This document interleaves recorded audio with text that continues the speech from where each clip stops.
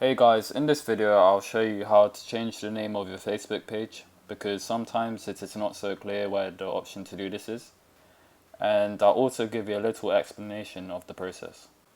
So what we're going to do is go to the left hand side of the page and click on see more. Once we've done that, click on about. Then underneath the general section we can see name, and we just click on edit there to edit your page name.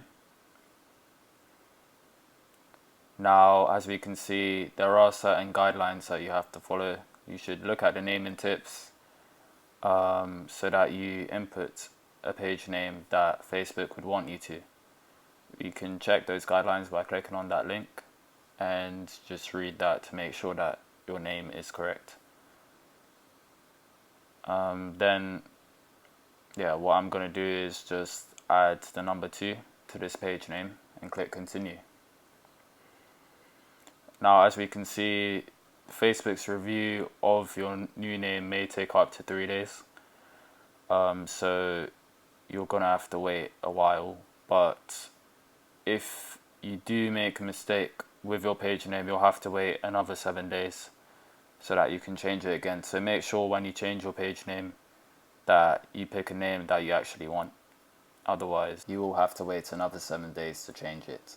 So now what we're going to do is click on request change, and they should reply to you within 3 days of submitting your request to change your name. And in the worst case scenario, if your name change still doesn't work, what we can do is click on the question mark at the top of the page and go to report a problem, and then we click on something isn't working.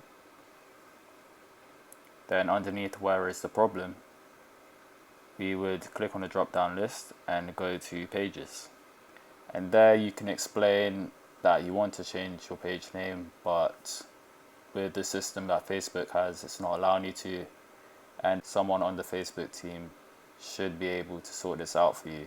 And you can also include screenshots, maybe for proof that you are a brand or just to prove that things aren't working really well.